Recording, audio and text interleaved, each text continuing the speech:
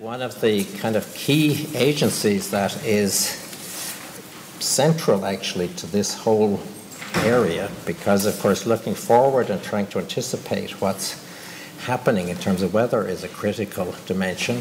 The Met Office in Ireland is, I think, a very, very impressive organisation. We experience it in the routine kind of predictions of the weather this afternoon, tomorrow, weekends, and so on.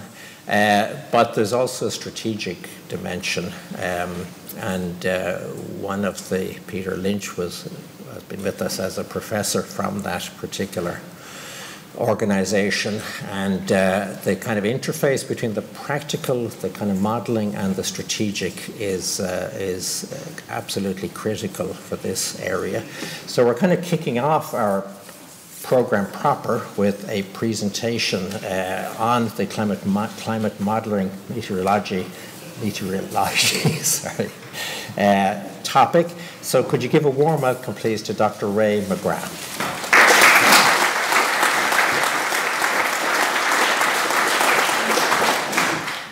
Met Éireann itself doesn't engage in predicting floods. We feel that our responsibility stops when the rainfall hits the ground. Now, we do obviously provide information. If we feel that there's going to be very heavy rainfall in a particular area, we will mention the likelihood of flooding. But we don't see ourselves getting engaged in hydrology and providing advice on the likelihood of flooding in particular rivers or particular catchments. So what I'm going to do is I'm going to stick to what I know best. I'm basically just going to look at the climate record of Ireland. Met Éireann monitors the climate. I'm going to focus on the precipitation and look at the statistics over the last few years. Has the rainfall patterns changed? we think they have.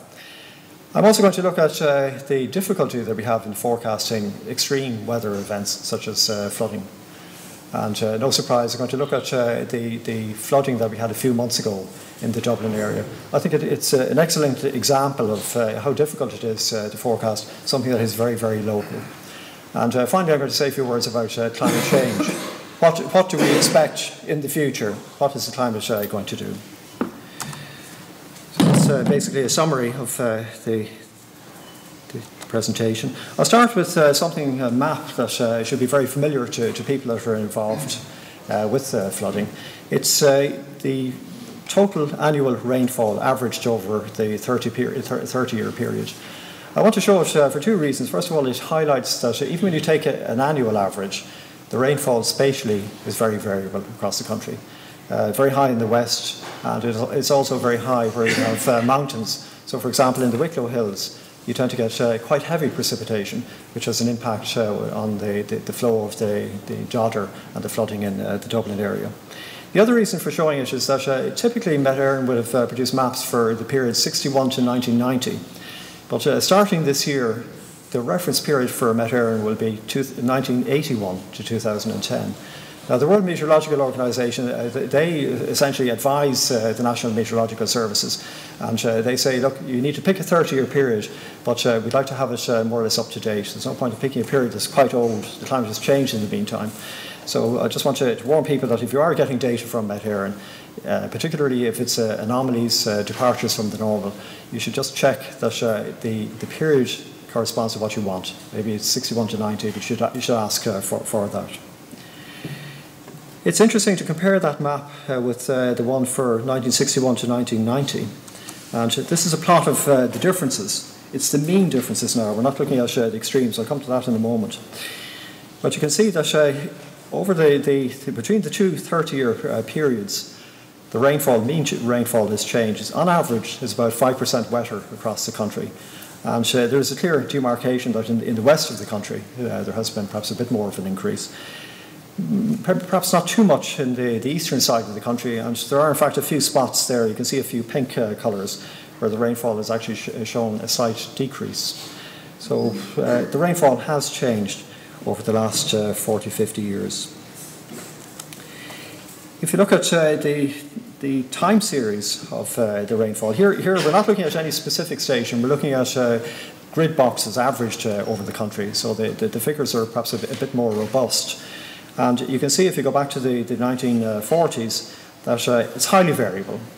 But perhaps in the last 40, 50 years, maybe a suggestion of a trend in the increase in the rainfall, which is consistent with the previous image.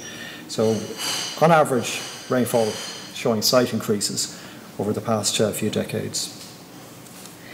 If you try to break this down into seasons, it becomes much more difficult. I'm very sceptical of trend lines put into data. I often say to people, show me the plots first of all before you put in the trend line. And if it doesn't gel with the sort of visual image, I tend to be a bit sceptical that there is a trend there. So you can take these trends for what they're worth. It's suggested that perhaps most of the change is occurring in the winter months, and perhaps in the southern months, maybe a hint of some increase, but there's a lot of noise there. If you look at the changes in intense rainfall, and I think this is probably the area that most of you would be interested in, overall, this is a plot of the increase in the number of wet days, and the threshold here is 10 millimetres per day, so quite a wet day. The change in the number of days between the two 30-year periods, 61 to 90 and 81 to 2010.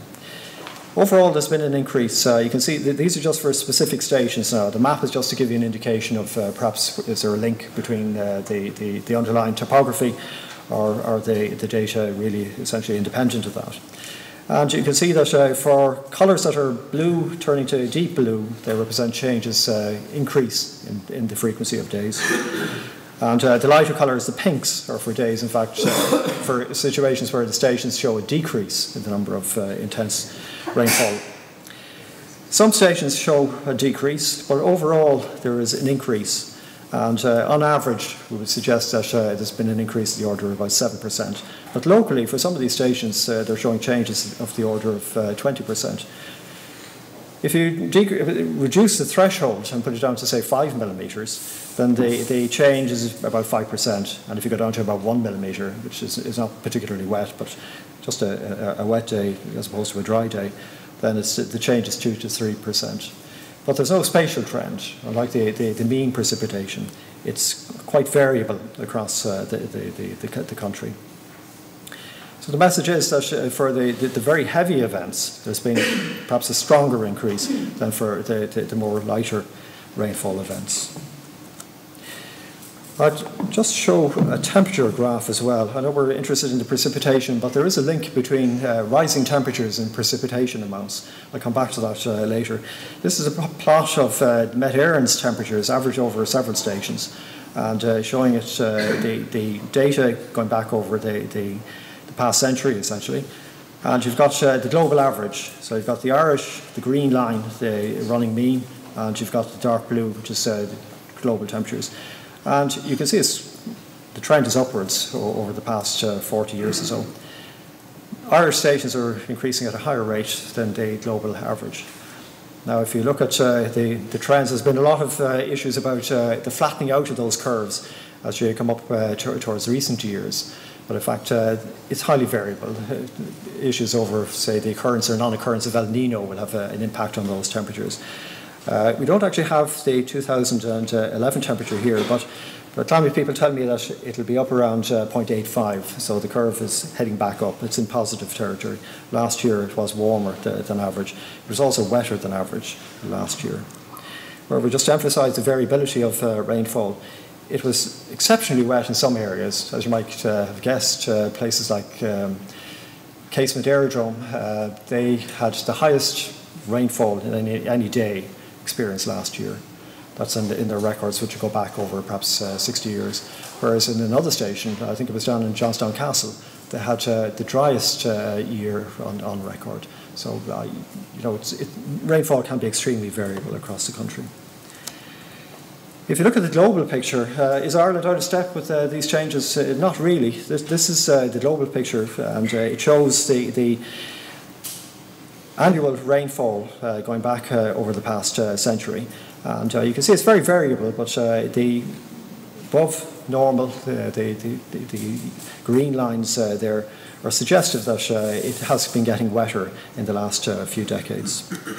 And just to show you what has happened over the last year, you can see that spatially it's quite variable. The green colours here suggest that it's got wetter, and the brown colours drier, and the size of those circles represent the extent of the change.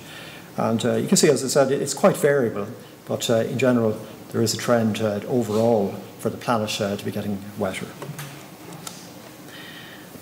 I'll now say a few words about forecasting the weather, and I'll have a look at the October 2011 flooding event. This is a snapshot of Dundrum town centre and the flooding that occurred there. I remember that day very well. It was actually, I'd cycled to work, and I usually tend to look at the forecast to see if it's going to be very wet and whether I should take the car or not. And I remember at around noon having a look at the forecast and thinking I should be okay getting home. In fact, the heavens opened in the afternoon, and it turned out to be extremely wet and particularly intense weather feature crossing over the country. The records indicate that around 90 to 100 millimetres is some variation in the figures, whether the rainfall measurements were official or not.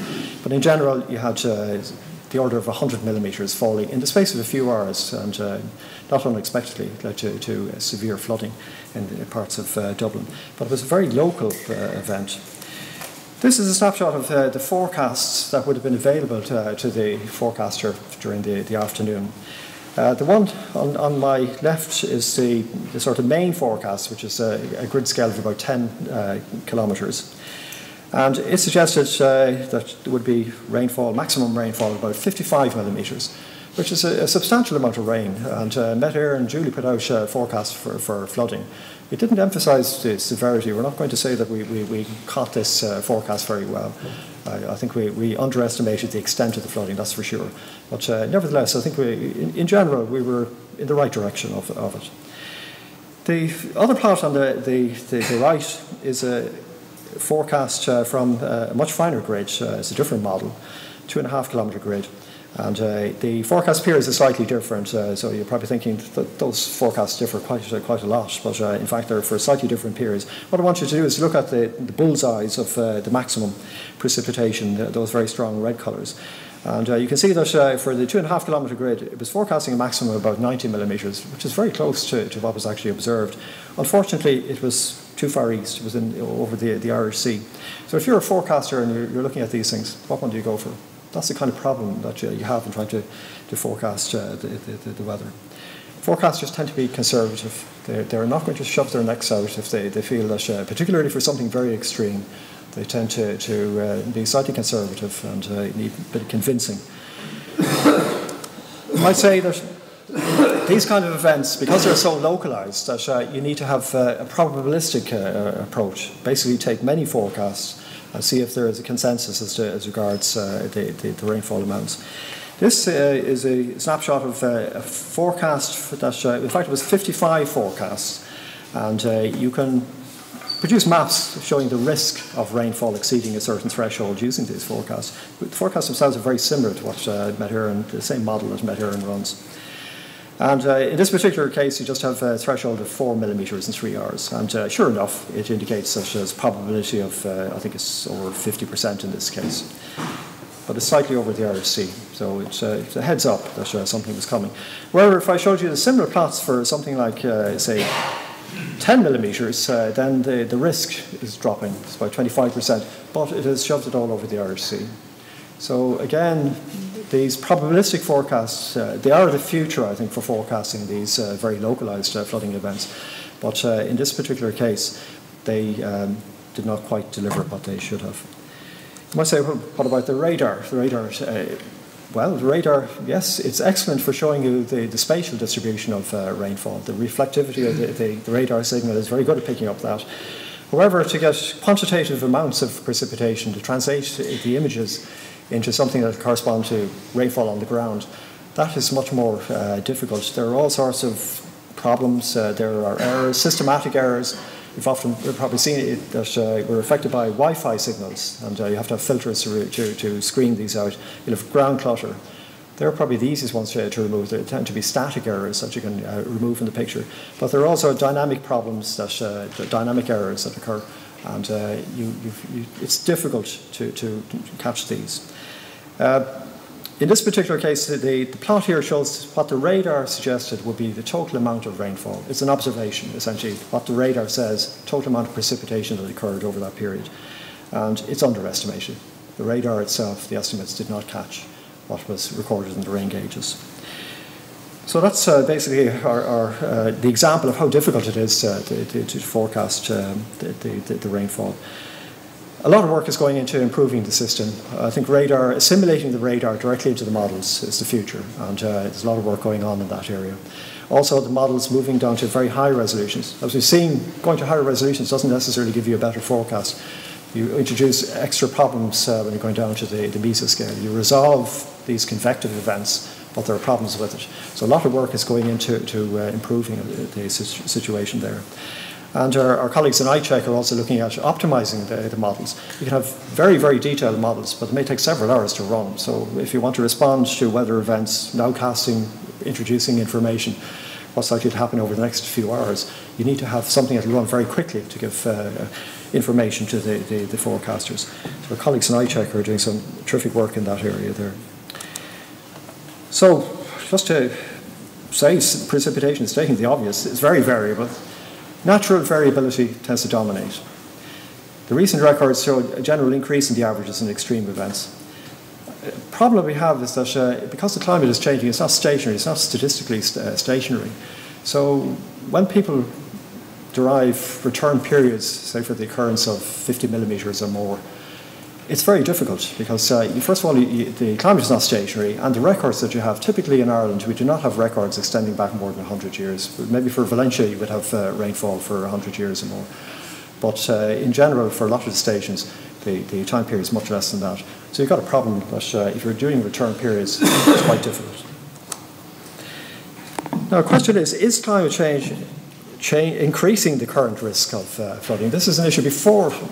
If you went back a few years ago, we used to always say, well, we can't say. If an event occurred, is it due to climate change? We would say, well, it's more or less what the climate models are suggesting, but we can't be definitive about it. But it was an extremely interesting study done in 2011 by the UK people. And basically, they went back to their autumn 2000 flooding. And this is a map of the number of places that were actually affected by flooding during that period. Very, very widespread flooding over the UK. And basically, they ran tens of thousands of simulations of the climate with the current setup, with the current greenhouse gas concentrations in the atmosphere, and a similar setup without greenhouse gases having occurred over that period. In other words, assuming the Industrial Revolution didn't occur and that we have pre-industrial greenhouse gas concentrations.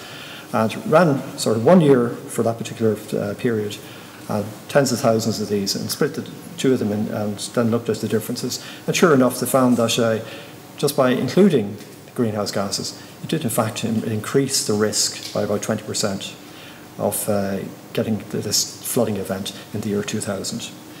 So there is some very strong evidence now that indeed global warming is increasing the risk of flooding, even though it's only just one study and for quite a large area. There is an argument that if you increase, so it's what you more or less expect, that if you increase the temperature, then the atmosphere has greater capacity to absorb moisture. And there's a fundamental relationship that says that it's about 6 or 7% increase in the moisture for every 1 degree rise in temperature. Now, if you look at the climate records and if you look at how the temperature has changed and the rainfall has changed, it's not 6 or 7%. The mean rainfall increases by about 3 or 4%.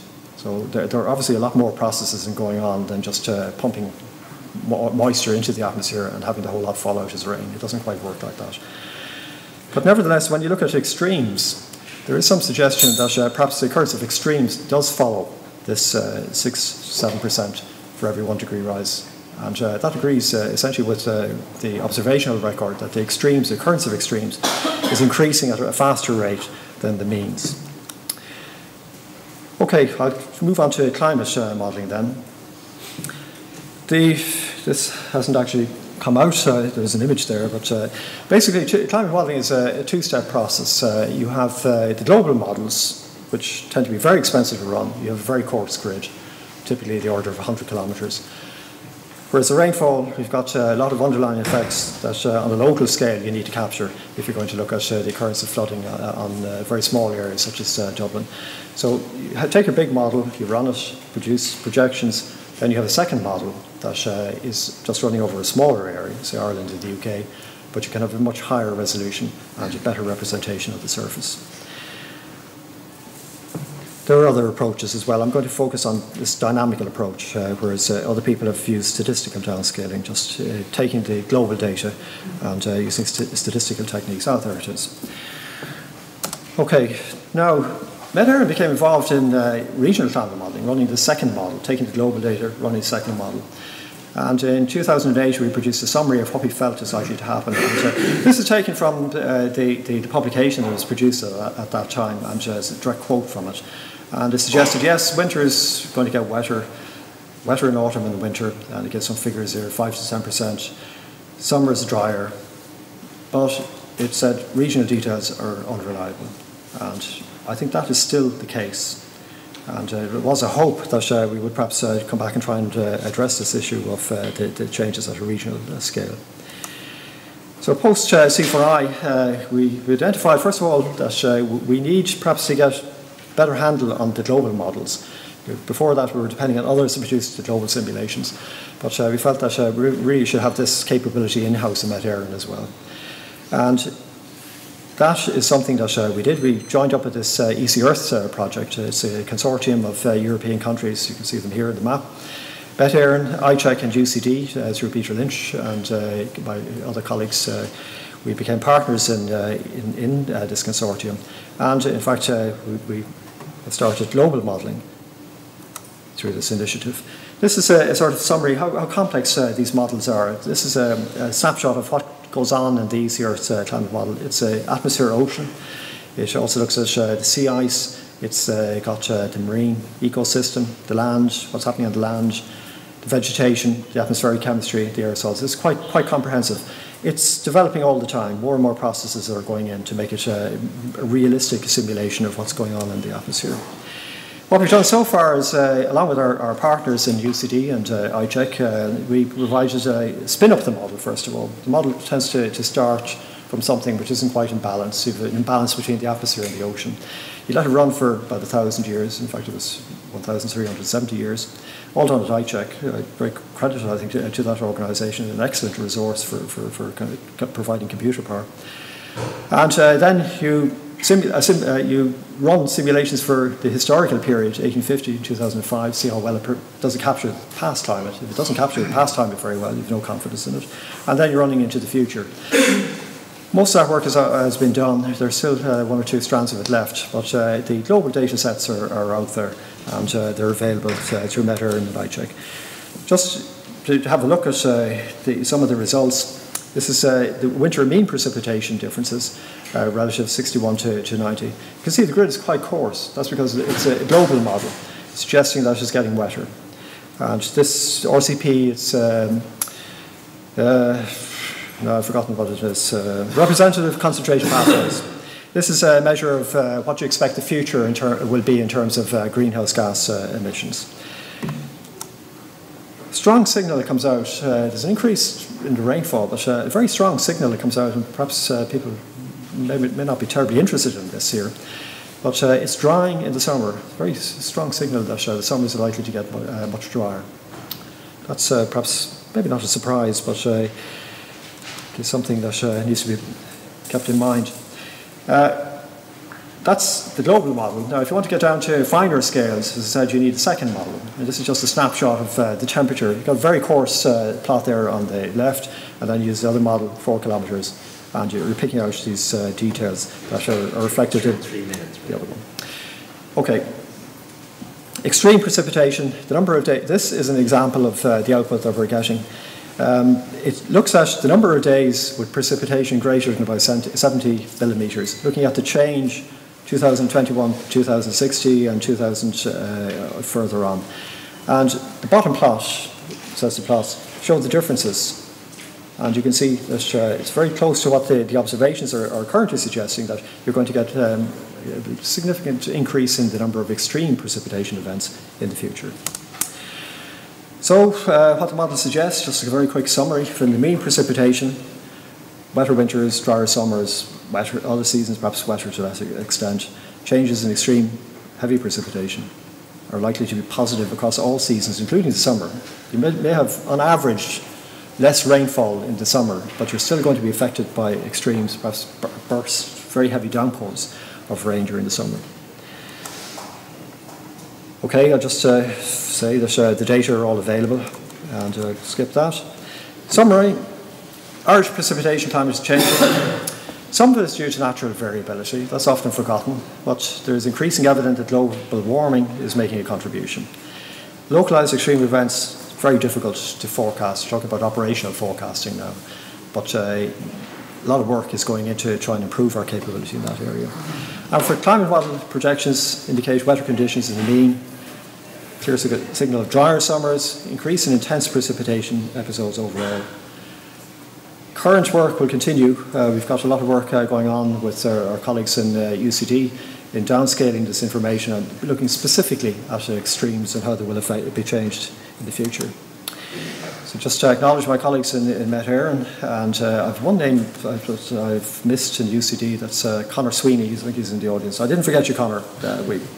You're actually involved in this work as well. Paul Dolan as well. Thank you very much.